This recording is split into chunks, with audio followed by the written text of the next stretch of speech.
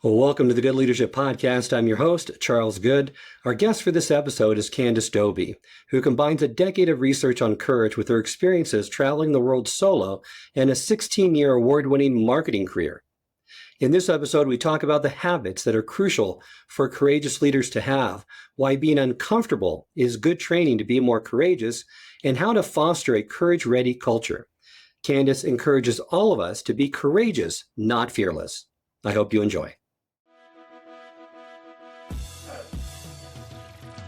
Welcome to the Good Leadership Podcast, where we engage with esteemed thought leaders and explore research-backed strategies and techniques that empower leaders at every level to achieve meaningful results that drive lasting change.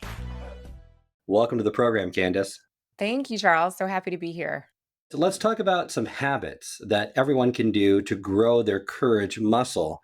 And the first habit that you mentioned is make your own decisions. Most people don't like deciding for themselves because they don't want to take the responsibility for their choices, but that's not a good approach if you want to develop courage.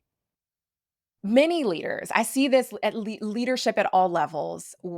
We don't want to make the hard decisions sometimes because ultimately we don't want to be responsible for that outcome, particularly if that outcome is less than ideal. So many people would rather have someone else tell them what to do so they don't have to be responsible for the outcome. And one of the ways that we can start to break this down, this habit, is we can make a commitment to making our own decisions every day. And I mean little decisions. Like, when you're going to lunch with your friend and your friend, asks you where you want to eat. And you're like, oh no, you decide. Where do you want to eat? Right. And you don't want to make the decision because you don't want it to be wrong. If the food's not good, you don't want to be responsible. But that's just a small way that you can make a decision. And what happens when we make these decisions in and outside of the workplace, what happens is we start to build up our ability, our reliability on our own skills and our own decision making. And that's what we really want to do. We want to build up our belief and confidence in our own decision making. So, large decisions, small decisions, we need to train ourselves and kind of habituate ourselves to make them ourselves. Well, that approach is effective because I know my daughter is kind of like that as well. She doesn't like to make any decisions. And if I were to tell her, you need to start making all your decisions, it would be overwhelming. So start small. Start with some of those decisions that aren't that profound, that impact you in such a profound way, but just start small and build it up over time, which then will help you in having more courage and making more decisions yourself. How about remember your strengths? So it's always essential to remind yourself of your strengths on a regular basis because they're quite easy to forget. We normally don't focus on our strengths, but courage uses them as important clues about your abilities. That's right. Your strengths are something that you don't think about every day. I don't think about my strengths every day, but when I am confronted with my weaknesses, I tend to focus on them. And I don't think I'm alone in that. I think that's a very human thing to do. But Charles, there's so much that we have experienced over our careers, over our lifetime. There's so many things that we're good at as leaders that we already have the evidence for, that we know how to solve a particular problem because we've solved it before. And so it becomes really, really important on the journey to acting courageous and building up your capacity for courageous leadership. It becomes really important to remember the goodness, to remember your strengths, to remember your previous wins, to remember the goodness. Your brain, I say this like your brain's an adversary, but your brain is not necessarily going to serve up your strengths as easily as it serves up your weaknesses. And so that's why this does take effort. That's why I say remember them. Make it a conscious practice of remembering the things that you're good at, and you can keep those top of mind more easily if you make that a practice. And every courageous action in the history of the world, like you mentioned, involves risk. So making a risk-taking routine is valuable as you're building up this courageous muscle. I love the risk a day challenge. The point is taking a risk each day is to learn how to settle in your discomfort, which people aren't good at, and recognize the potential instead of trying to shy away from it, remove it, or just ignore it. One of the most impactful things that we can do if we want to build ourselves up as courageous leaders, if we want to flex our courage muscle and make it stronger, is we have to take risk every day. We have to practice taking risk. Even if it's not every day, it needs to be regular. Abraham Maslow, the person who formed the hierarchy of needs, he's the one who said that the people who reach the height of their potential, those are the people who make risk-taking routine. They choose growth over safety every single time. And that is what is important. If we are going to build up our courage muscle, we have to practice taking risks. And this is where starting small comes into play again. So every risk that you take, it doesn't need to be blockbuster for you to start building up that muscle. It might be that you're in a room of people that you trust and you want to say something that is a little bit different than what the prevailing perspective is in the room. And because this is a room you trust, it might be a low stakes risk.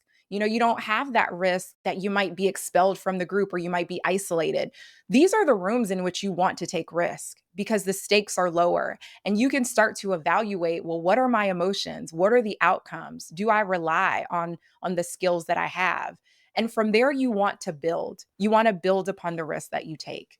And that's what we need. That's what we need to be able to really flex that courage muscle is to take risk on a really regular basis. Well, and I know for me and for others, I assume too, is that I can acknowledge the discomfort and then I want to tame it. But it's really hard for me to lean into the discomfort, to reside in it for a long enough period of time to learn to get more comfortable with it. Are there any tips, tools, strategies that you can help our listeners in regarding that residing in the discomfort so that you learn the necessary lessons and build your courage muscle? I like that you're bringing this up because discomfort is an inherent part of courageous action. You are going to be uncomfortable acting courageously. And this is why a lot of people don't move forward with acting courageously. And what do we need to do then if discomfort is a part of this? We have to be able to become familiar with it. A lot of people run away from discomfort. You don't want to feel it, so you don't say the thing that you need to say. But we need to become familiar with it because what we are familiar with, we can manage. And one of the most important things that we can do when it comes to being familiar and managing our discomfort is we have to actually practice being uncomfortable. So there is that practice again. One of the things that I do for myself, and I would recommend to other people who just want to get practice in flexing their courage muscle, is court opportunities for discomfort every day. And if you don't do it every day, make it regular. But what I can tell you is that every single day includes an opportunity for you to sit in discomfort, whether that's a conversation you just had with someone, whether that is if you're introverted and you are in a place that's unfamiliar and speaking up or networking with people in the room, that could be uncomfortable. But these are the low stakes moments where you actually want to court discomfort so that you can get comfortable and familiar with how it feels. So that's one thing, one easy thing, not easy necessarily, but one quick tip or strategy that I would have in terms of getting familiar with discomfort is you have to court it. Play a game with yourself and just notice uncomfortable moments that kind of surface throughout the day and pick one and sit in it and see how you feel and if your tendency is to run away or if you can actually sit in it and what you learn from it. Assuming we can reside there, right? And we want to know why it's there, just not acknowledging it. How are how can we better tame that discomfort? Because the only strategy that I know is that you just repeated exposure to it over time will help and get you more comfortable with being uncomfortable, if that makes sense. Yeah, and I think that that is the most powerful strategy. I think repeated exposure is a powerful strategy for taming the discomfort, excuse me. I think we can even use an example from a completely different industry for this, but we can think about, a lion tamer at the circus. And we can think about, well, what does it really take? This to me seems like an uncomfortable situation being in a cage or being in close proximity with a lion. And we can think about our discomfort as the lion. But what does it really take to get into the same space as that lion? It is repeated exposure. It is getting comfortable being around it. And then you take another step forward and then another step forward. So it really is the repeated exposure and challenging yourself to get a little bit closer and a little bit closer. So I do think that repeated exposure is probably one of the biggest things. But here's the thing, so often our natural response is to run. Our natural response when we feel discomfort is to run away from it. And that's why it sounds simple, but it's very powerful in order to expose yourself to discomfort on a repeated basis so that you can habituate yourself to it. Another great analogy that you use is adopt an experimenter's mindset when you want more courage. So I love, focus on the process, not the outcome, and even detach yourself from the outcome as you're experimenting with these courageous acts. Right. So often, like I mentioned, we are thinking about what could happen if we were to move forward and take courageous action. We're thinking about, I might fail. This might lead to rejection. This might lead to isolation. And I might not have access to that group of people if I say the wrong thing. These are the things that we are thinking about. And when we think about those things, we can stop ourselves from acting courageously. So we already know one of the things that you need to do is you need to look at the other side of the risk and what is the risk of not taking action. The other thing that we can do is we can unwrap ourselves from the outcome itself. Courage is a process, and it's more important to pay attention to the process and to fully engage in the process than worry about the outcome. And I like to use the example of a scientist doing an experiment. A scientist has a hypothesis, something that they're interested in or curious about. And so what do? Sure, they come up with, this is what I think might happen. But when they actually engage in the experiment, they have to divest from the outcome. They have to explore and discover whatever comes about as a result of doing that experiment.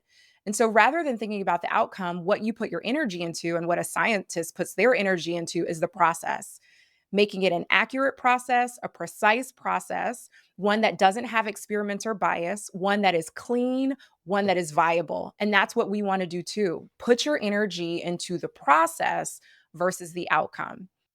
Now, there are certain courageous actions that all leaders need to do on a fairly regular basis. And I like to go into just a few of those because I think, this is from new leaders all the way up to senior level managers. I hear this a lot is giving critical feedback is one of those, a courageous act that they don't do a good job of. A lot of them just don't do it at all, right? They ignore it. They let it fester to where it just really becomes an issue, or they do it the wrong way, where they've just had enough and they just explode and blow up. What's a better way to give feedback under the courageous leadership model? Feedback is so important, as you mentioned, Charles. I mean, if you're a leader and you're really trying to prime your team for excellence and higher performance, giving feedback is critical. The first thing that I'll say about this is a lot of times when leaders are giving feedback, they do focus on something you need to improve on. So they're approaching their team member or their colleague with a story and approach of inadequacy. You might be doing something wrong, you need to improve. And that doesn't necessarily create the most inspiring space for people to improve. So, one of the things that I like to also say is that can we, as leaders, flip that approach from needing to approve to capacity for growth? So when you're talking to your team members, you are sharing with them that you see the capacity for them to grow.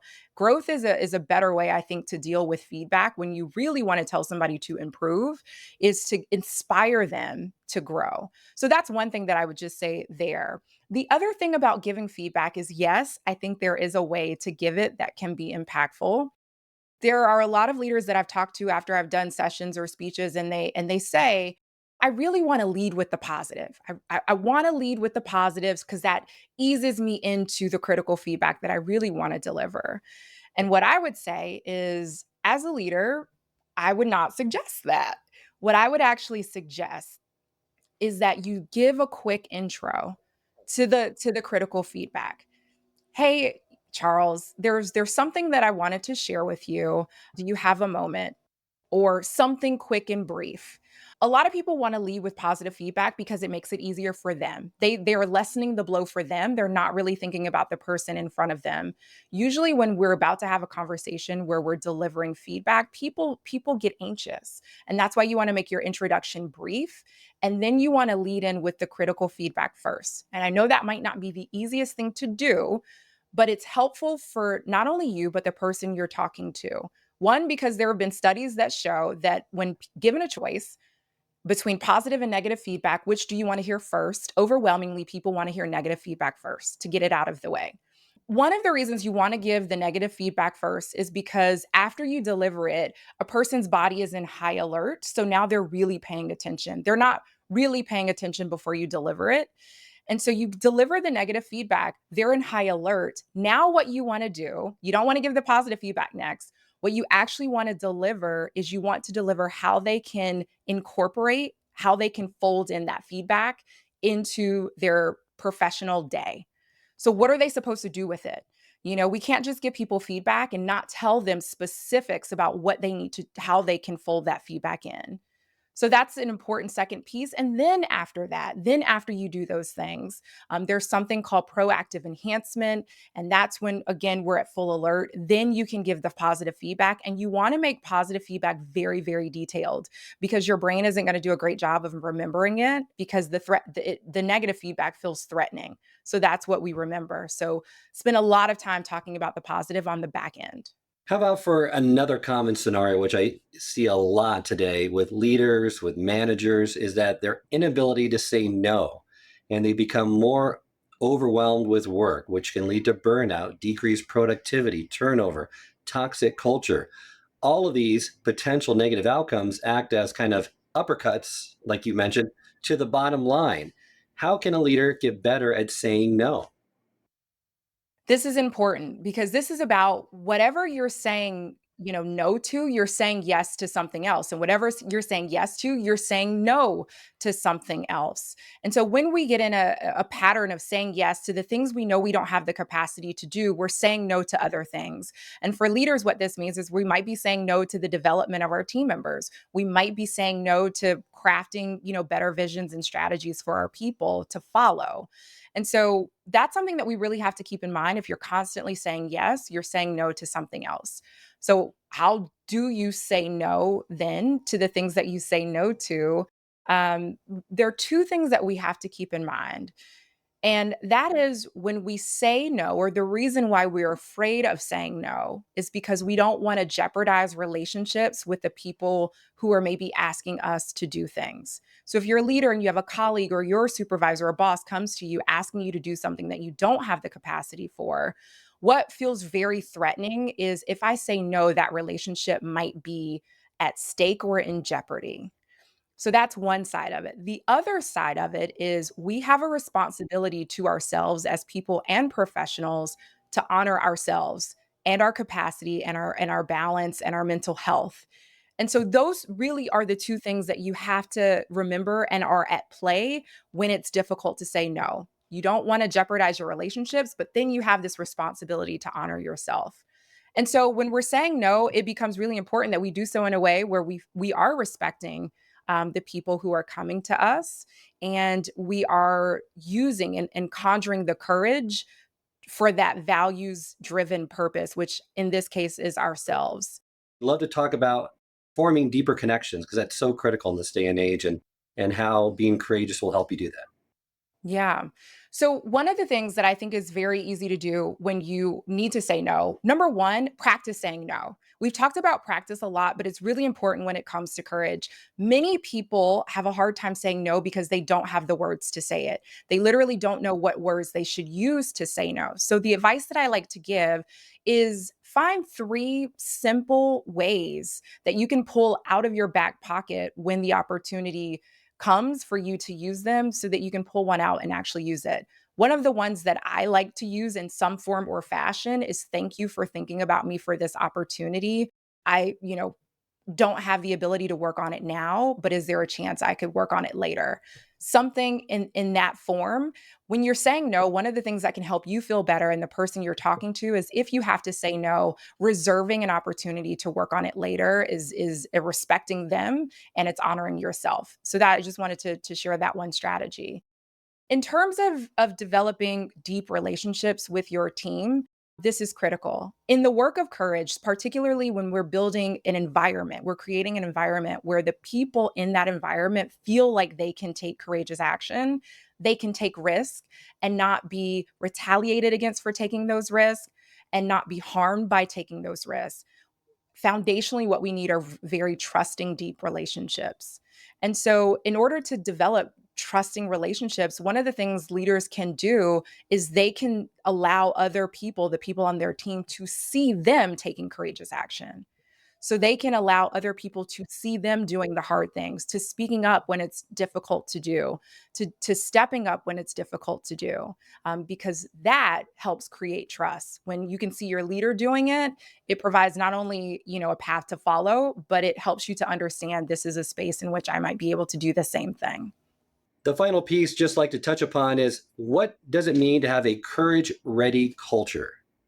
If you could just provide some insight or maybe a few tips on what are kind of the first steps in identifying that and really nurturing that type of culture within your organization. So a courage ready culture, it is an environment where the people in that environment are equipped to take worthwhile risks.